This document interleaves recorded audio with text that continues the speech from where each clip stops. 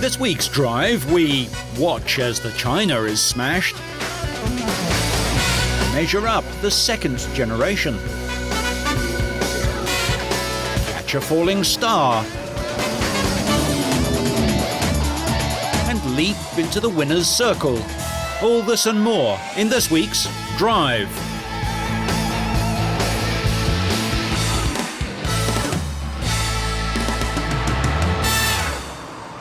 We start this week with the build-up to the fourth round of the World Cup of Motorsport, which headed down under to Sydney, Australia.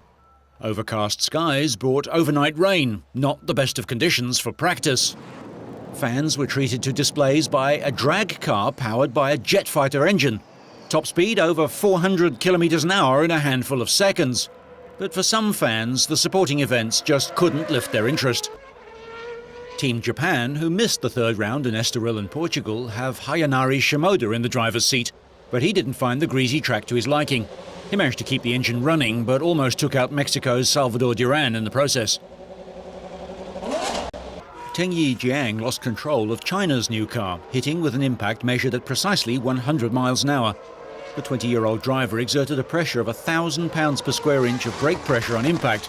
750 psi would normally feel hard enough to break your foot. The impact wrote off the entire left side of the car, the nose, front and rear wings, and pretty much all the bodywork.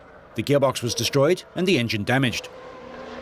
Adam Khan of Pakistan took turn 11 too fast and left the track too, bouncing across a gravel trap, lifting his heart rate and flat-spotting a set of tyres. Mexico's Duran had survived his close shave with Shimoda, but then had a moment of his own near the same spot, throwing up gravel as he slid sideways. Fortunately for his team, Duran had already set the second fastest time in the opening session, and after this off, he returned to register the fifth quickest lap time.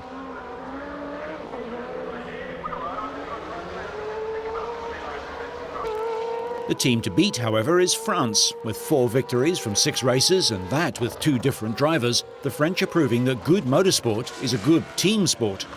Nicolas Lapierre is at the wheel this time, having moved over for Alexandre Premat in Portugal. Not that it made the slightest bit of difference to the results, with the French squad once again at the top of the standings.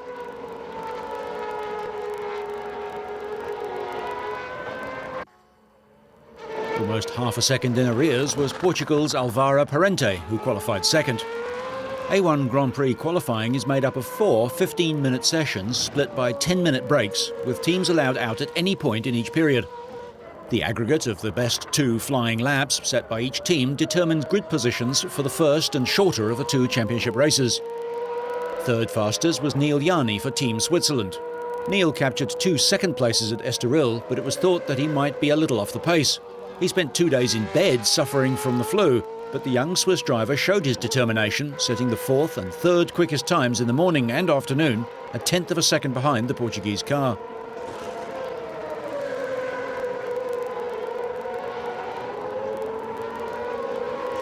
Lapierre was pleased with his day's work. It was an excellent qualification for us. We obtained pole position. We kept some tyres fresh for tomorrow, so everything's looking really good. The team did some great work on a circuit which is difficult to tame, because it's quite bumpy, and I think we have a car which reacts well. Now we have to push for more tomorrow. Team Brazil are proving to be extremely quick everywhere the Grand Prix of Nations series goes. Once again, Nelson Piquet Jr. showcased his smooth driving style to best advantage and recorded the 4th fastest time. British driver Robbie Kerr was 5th, and down in 21st, Basil Shaban of Lebanon. We lost about 0.2 of a second during the last lap of qualifying, which resulted in taking 21st position. That's our best so far. We would have liked to have got a better position that might have helped us to score some points, because this is our aim, and we'll try to get some points tomorrow. We saw what happened in Portugal, where we came 23rd in the first race and 11th in the second one. We hope to be lucky tomorrow, avoid accidents, and achieve better results in the 2 races. Going into round 4, France led with 50 points. Lebanese fans were keen to boost the only Arab team, On race day, there was to be no shortage of public interest in motorsport's newest arrival. The A1 Grand Prix Series features identical cars, Lola chassis powered by 550 horsepower Z-Tech V8s, all running on Cooper tyres. It doesn't, however, feature identical drivers, and Frenchman Lapierre would appear to be head and shoulders above the rest. He grabbed an early lead in the opening 30-minute sprint race as various national prides tasted Australian dust. Mexico and Germany got closer together than was sensible and tangled on the fourth lap, bending suspension components. Pretty soon, Adrian Sutil and Salvador Duran were exchanging names and addresses.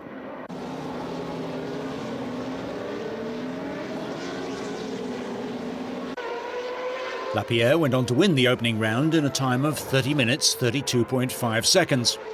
Parente of Portugal came home in second place, 9 seconds behind, and just ahead of Nelson Piquet Jr. of Brazil, with Irishman Michael Devaney fourth. So another win, meaning another trophy and another pole position start in the main race for Lapierre. Again, he used that advantage to the full and was able to avoid the mechanical mayhem behind him. Czech driver Thomas Enger didn't complete a single lap, while South Africa's Steven Simpson went out on lap 2 and Italy's Enrico Toccacello went out on the third lap.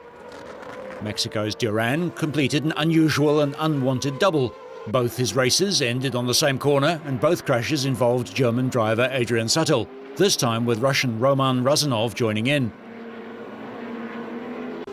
With 10 of the 35 laps remaining, Japanese driver Hayanari Shimoda crashed heavily, bringing out the safety car, while Lebanon's Basil Shaban was leading. The 21-year-old Shimoda, in his first drive for Team Japan, was born in Tokyo and started racing karts at the age of 13. He raced in Formula Renault and sports cars in Europe and Japan from 2001, and he raced at Le Mans in 2003, and he was the youngest driver in the race. He was airlifted to hospital, but his injuries were limited to a very bad shaking, nothing compared to what his team manager did to him. Lapierre regained the lead once everyone completed their mandatory pit stops and took another win, 2.47 seconds ahead of Britain's Robbie Kerr. Switzerland's Yanni was third, with the hugely experienced Jos Verstappen of the Netherlands fourth. Pole position, 2 victories. We could not have done any better. I have to thank the team who did exceptional work this weekend. We had a few worries on Friday, but they really raised their game on a circuit which is not easy. So it's hats off to them because they did an incredible job. It was an interesting race for us. We got a reasonable start, but a couple of people got a slightly better start. They went to the outside of the first corner. I went to the inside, and we came away in front, and I managed to get Neil into the first corner, into the second corner, sorry, and then I was just chasing down Nelson. The result sees France extend their lead in the championship to 19 points. The team now have 71 points after 4 rounds, and round 5 is at the Sepang Grand Prix track in Malaysia.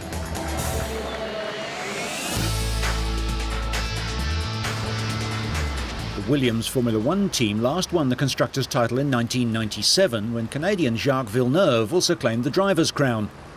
The team failed to win a race in 2005 and face a difficult 2006 as they will be without their engine partner of the last 6 years, BMW.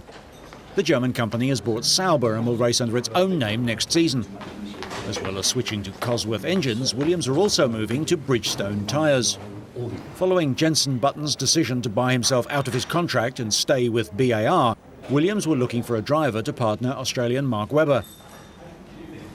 They decided to go for German Nico Rosberg, the recently crowned GP2 champion and the son of former Formula One world champion Keke Rosberg. I'm really feeling fantastic at the moment now that this agreement has been announced, because it's really been a great season for me in GP2, winning the championship and all, and this has just been a great end to the season now to have this deal for next year to start in Formula One, and I'm just really, really pleased. We have a vacancy for 2006.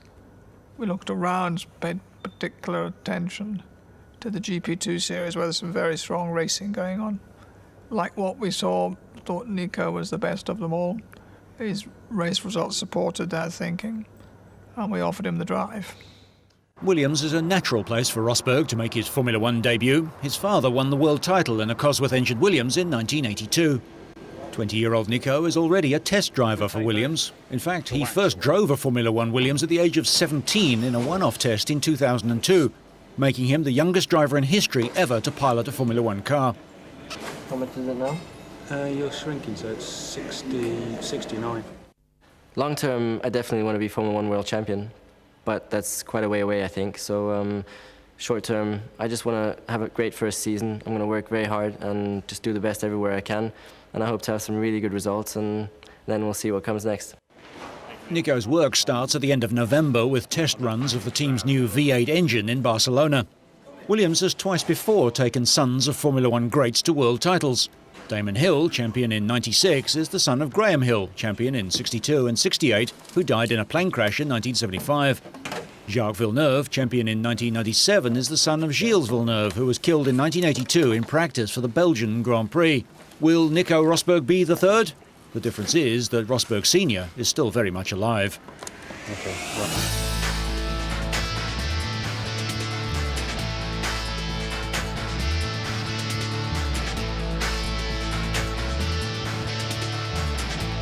A tornado spawned by Hurricane Cindy caused $45 million in damage, needing a huge reconstruction effort. But the Atlanta Motor Speedway was ready for NASCAR. Ryan Newman had his 6th successive Atlanta pole, paired with Carl Edwards as the green flag waved. Any hopes Rusty Wallace had of closing his career as champion were wiped out just 7 laps in, when he got caught in the wrong place at the wrong time. Mike Skinner apparently cut a tyre and hit the outside wall. He clipped Kevin LePage, who spun in front of Wallace. The 1989 series champion wound up 37th, 67 laps behind the eventual winner. On lap 123, Kurt Busch, the defending series champion, slammed into the wall in turn 4 during a desperate bid to get back to the pits after a tyre went flat. He retreated to his mobile home while the crew banged out the dents and replaced the front end of his Ford. Busch eventually got back on the track but finished 55 laps off the pace in 36th place. Busch, one of the contenders in the chase for the Nextel Cup. He had trouble here a year ago, lost an engine. He was just about to pit. 11 laps later, the yellow caution flags came out again when Casey Kane and Reed Sorensen collided. Sorensen, making his series debut, lost control and slid up the track, hitting the wall and getting turned around. Kane was right behind him and slammed into Sorensen's car, and the pair dragged along the wall nose to nose. Just can't come out for a while. Came here in Atlanta. Carl Edwards led 8 times for 115 laps of the 500-mile race, including the final 36 to win the event.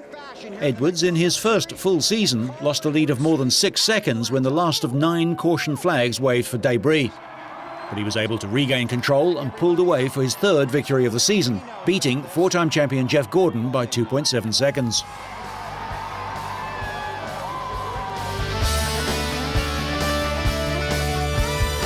Going into the final round of the MotoGP season, everyone was wondering whether the only man ever to win the title, Valentino Rossi, could claim a record-equalling 12th race win this year to match the mark set by his mentor, Mick Doohan, in 1997. However, the popular Italian, who's been on the podium in 15 of this season's 16 races, faces serious opposition from Marco Melandri and Nicky Hayden, who are fighting for the runner-up position in the championship. To mark Yamaha's 50th anniversary, the team recreated Yamaha's classic racing livery, much as they did with the old-style American yellow and black paint scheme in the US round earlier this year. The Italian, already a 7 times world champion across the 125, 250, the now defunct 500 and MotoGP classes, was struggling to find a good setup for his Yamaha and crashed during qualifying practice, showing that although the title is long since in the bag, a real racer never stops racing. He hitched a lift back to the pits and quickly returned to the track despite an injured hand, but was unable to improve on his time and qualified 15th on the grid, his lowest position of the season. Sete Gibernau was Rossi's great rival for the title in 2003 and 04, but the Spaniard has endured a miserable season this year. After a bit of on-track roughhousing late last year, Rossi famously declared that Gibernau wouldn't win a race this year, and so far he's been right. However, the Honda rider snatched pole with just 2 minutes left in the session, cutting more than half a second off Rossi's pole position record. Significantly, Gibernau's Italian Honda teammate Marco Melandri, second in the championship, was second fastest, showing that despite Rossi's woes, his arch-rivals had their machines well dialed in to the Spanish track. Melandri, who secured his first MotoGP victory in Turkey, was just 0.2 of a second slower than Gibernau. The Italian is a former 250cc world champion.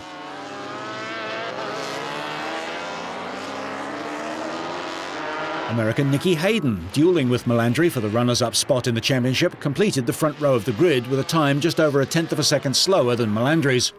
Spain's Carlos Checa continued his impressive end-of-season form with fourth fastest time for Ducati, ahead of Honda rider Max Biaggi of Italy and Rossi's American teammate Colin Edwards. Gibernau was upbeat about his performance, had high hopes for race day, and was defensive about his lack of results. The thing is, everything looks to be very bad this year. Everyone talks about how bad a year it's been, but on the other hand, I want to see the things like complete different. From my side, I've been faster than ever. We have been very fast, maybe the fastest in the championship, but we haven't been able to conclude the races where we should have. One time bad luck, another time myself, another time whatever. And that's a pity, because at the end of the day, it looks like everything's bad, but we have been very fast. In the 250cc category, world champion Daniel Pedrosa took pole position, 1/4 of a second ahead of fellow Spaniard Hector Barbera. San Marino's Alex De Angelis was third.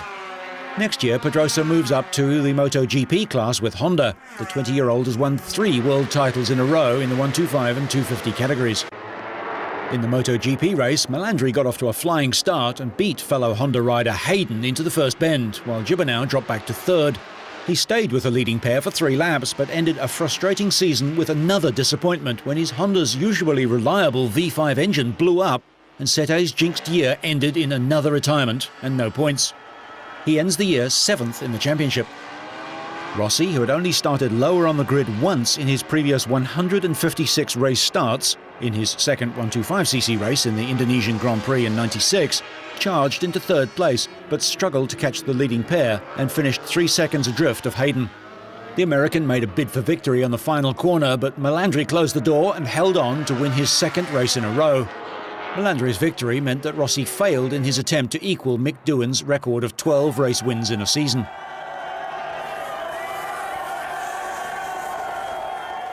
About halfway to the race, I tried to slow down a little bit and take rest, and I thought also to make him leading, but I understand it was so difficult to pass him back, so I continued to keep my rhythm, and last 5-6 laps I tried to push as more as I can go, but the bike was working so good, so I have to thanks to my team, to Honda. The Michelin was so good, I have to say thanks to my technique, because I didn't ride a long time with the tire during the practice, so I'm pretty happy, and it's difficult to explain my emotion at the moment. Rossi finished off the podium in only one of this season's 17 races and won the championship by a massive 147 points over Melandri, himself 14 points ahead of Hayden. Spaniard Dani Pedrosa had already wrapped up the 250 title, but he was determined to put on a show for his home crowd.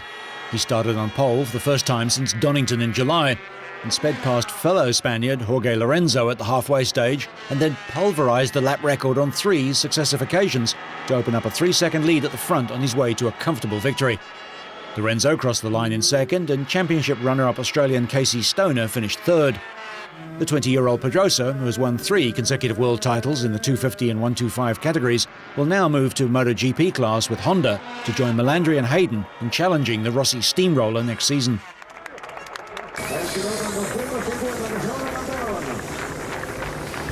Pedrosa won 8 races in defence of his title this year, 1 more than last year, and he now moves to the Premier class. There was at least something still to ride for when the 125cc riders lined up for the start of their race. The World Championship title was still up for grabs, with Switzerland's Thomas Luthi and Mika Kallio of Finland fighting it out. Ultimately, Luthi, who started with a points advantage, did enough to ensure that he became the first Swiss rider since Luigi Taveri in 1966 to win the 125cc world title. Kallio, the only rider who could have deprived the Swiss of the title, won the race with a daring overtaking manoeuvre on the last lap, but Luthi's 9th place was enough to secure him the championship by a margin of 5 points.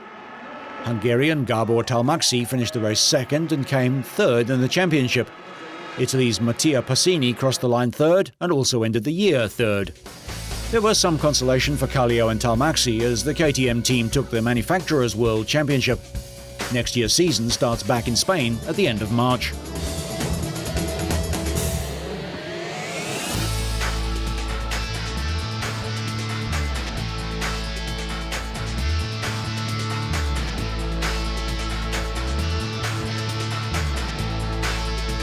The Mazda Sasso concept car is a look into the future, to where Mazda might be heading with its small cars. Sasso, says Mazda, is a Japanese term used because it means having a positive state of mind, of looking to the future with optimism. The sporty Sasso concept hints at Mazda's plans for its next generation small car to replace the slow-selling and pedestrian Mazda 2. A three-door hatchback designed at Mazda's European Centre near Frankfurt, it was conceived with young, first-time buyers in mind. Though German-built, Mazda's design teams in California and Yokohama in Japan had input, and it includes several Japanese cultural idioms. Firstly, shoji, or thin rice paper doors, which partially hide what is behind them. In a similar vein, the Sasso has partially hidden front and rear lamp LED graphics behind translucent plastic, which only becomes clear when the car is unlocked. Thus, aspects of the design hide and then suddenly reveal themselves, with an illumination system that makes the car seem to spring to life. Internally, it's called Mazda Alive because the lighting cascades and pulses like it's being circulated by heartbeats just below the surface of the car. The front of the vehicle draws an evolution of the Mazda RX-8 with a large 5-pointed grille treatment. The grille itself is an adjustable cover raised out from the air intake on arms. This grille cover can move in and out electronically, adjusted according to vehicle speed, outside temperature and cooling system temperature. This optimizes the airflow to match the cooling system requirements and also aids the aerodynamics of the vehicle. The Sasso looks shaped by the wind, with low-resistance mirrors and door handles which rotate outwards when touched, but retract into the door when not needed. Combined with aerodynamic techniques to lower drag, the design indicates the potential of the Mazda B car to meet strict European CO2 emission regulations in the future. Techies and Generation Y drivers will love Mazda's use of a USB port for a stick key, rather than a conventional ignition system. The key stores details on favourite cabin settings as well as music. According to interior designer Michael Loyer, the USB stick key idea came about as a result of targeting younger drivers. The Sasso has its own hard disk drive, security code recognition and entertainment software for owners, including a navigation system that can be downloaded onto the vehicle's USB stick key. The owner downloads a choice of music and directions to favourite destinations using the stick key on a home computer or laptop. When it's inserted into the Sasso's USB interface, it automatically downloads into the car's hard drive.